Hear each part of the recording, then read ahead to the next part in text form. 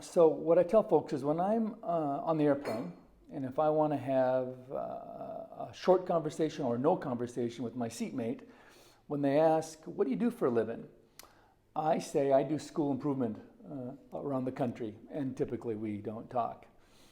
But if I feel like the person sitting next to me is, if I have time, if I have energy, if I, for some reason, feel compelled to talk with them, I'll say, they say, what do you do for a living? And I say, I can measure how much love your kid has and correlate that to their thriving and to their probability of doing risk behaviors.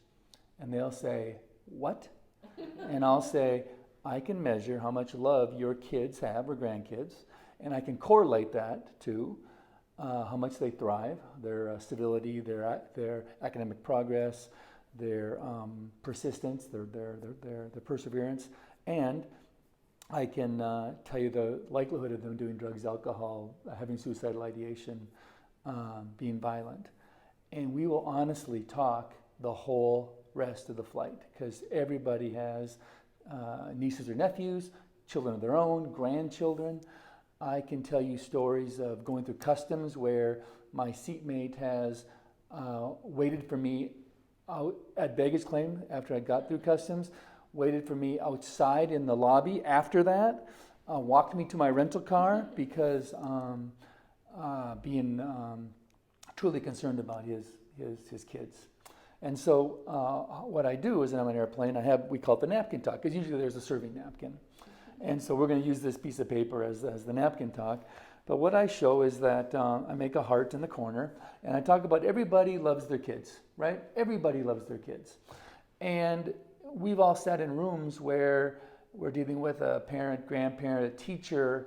They'll talk about that emotion, but you'll just have seen what they've done to a child, and you'll think, that's not what love looks like. I've never seen love look like that before. So they're having this feeling. They say they know what love is, but you think, no, that's not it. Now, the minute we say that's not it, it's going to create a gap between me and that person. They're going to stop listening to me, and their usual attitude is, well, you're not raising my kid. You're not raising this kid. You don't know what you're talking about. Okay. So this story really has been created because love is out there in the world, but we drop it through a prism of science, right? So love is white light. You drop it through a prism of science, and you have Roy G. Biv, right? That's what the spectrum. And so we call our work a full spectrum approach, right? Red, orange, yellow, green, blue, indigo, violet. And it's the science of what that love looks like is what we really do in our work. So red is the rule of 5. It says that every child needs at least 5 caring adults in their life. It can be mom, dad, grandpa, grandma, uncle. If you have an intact extended family in your neighborhood, good on you, just won the lottery. And if they love you and protect you and care for you, seriously, you won the lottery. And our work would say that is an awesome way, probably the best way to raise kids in the world, right? Trouble is we live in a highly mobile society. So sometimes we got mom, dad, a teacher, a coach, and dad's best friend. That's 5 too. And America and most Western countries these days are highly mobile. And that's what's happening is they're moving around. You can have a single mom, 2 teachers, a coach, and a youth employer. You can have a single dad, a teacher, a coach, 2 people from the church, synagogue, temple, or mosque. You can have 2 grandparents, 2 teachers, and someone from church, synagogue, temple, or mosque. You can have a dad, a teacher, dad's best friend, and someone from the church, synagogue, or mosque. What our data set is pretty strong on is that every kid needs at least 5, and it doesn't matter who those 5 are.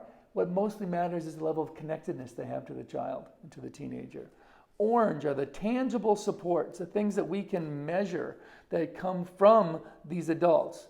Food, shelter, quality education, youth programs, time in a church, synagogue, temple, or mosque.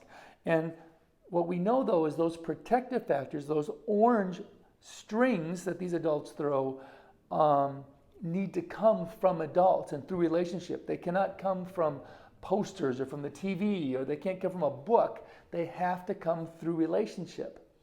Then you have yellow. Those are intangible supports. Those are the virtues and values that we think are so important for children to have. Our American values, or the values of our church, synagogue, temple, or mosque, or the values of our culture, whether it be Navajo, Athabascan, or Norwegian Lutheran. Those things like courage,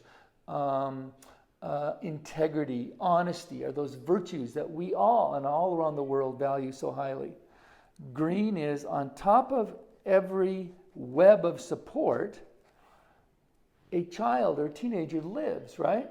The good news is 80% of our kids are normal, and 10% tend to be smaller balloons, and 10% tend to be huge balloons, like the Goodyear blimp, right?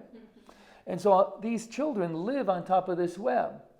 Well, the more cracks you would have in this web, like we've talked about falling through the cracks, right? In our culture, what do those cracks mean? The cracks are the absence of a developmental ecology. And we can measure not only the red, orange, yellow, this developmental ecology, we can measure the innate resilience of each child on top of that web. Then blue is scissors cuts. And while we are out there working hard to build this web for children, there are forces in our families, forces in our communities, in our neighborhoods that are actually eroding the web away from the child while we are trying to build it. And there are actually attitudes and behaviors that the kid itself, him or herself, uses to erode the web.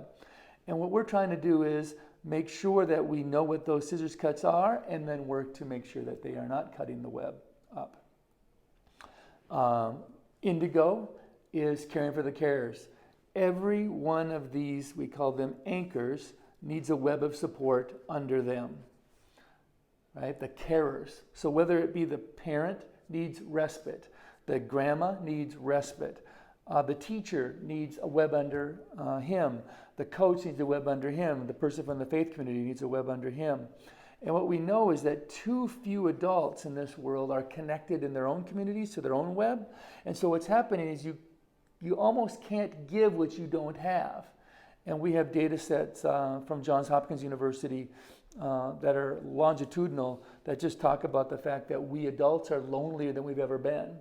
And the generations coming up, I'm 54, so the generation before me is more lonely than me, but it looks like the millennials are getting more connected. It looks like the millennials are making decisions to create this web without even knowing it. They're feeling like they're missing something, and so they're making economic choices and lifestyle choices to have more of a community. They're behaving that way. Finally is violet. Violet is social norms, and it's like a wind that can blow up this whole web. It can be crystal meth coming into a community. It can be changing social norms of it's just okay to do drugs. It's okay to have feral children. The social norms can be positive, can keep the child safely on the web, or they can be negative and blow the whole thing up. And so oftentimes when I'm doing consulting, my consulting work is usually add more people to the child, because that's usually one of their frequent deficits. The second one is build the web up more. Third one is to reduce scissors cuts. And then sometimes, if a family has a really strong web of support and they're worried about their kids and they're living in a community with unhealthy social norms, I've actually written reports to the community and to the individuals in the community saying, you move, sell your house, get out of here, because you can't filter this for long, right? When your child becomes 14 or 15, goes into middle school, there's going to be a natural pulling back from this web, and I don't know if your child will be protected here, or at least our data set would say as they lose some of their strings, as their developmental ecology thins, they're going to be more at risk, and you might be best served by not living here.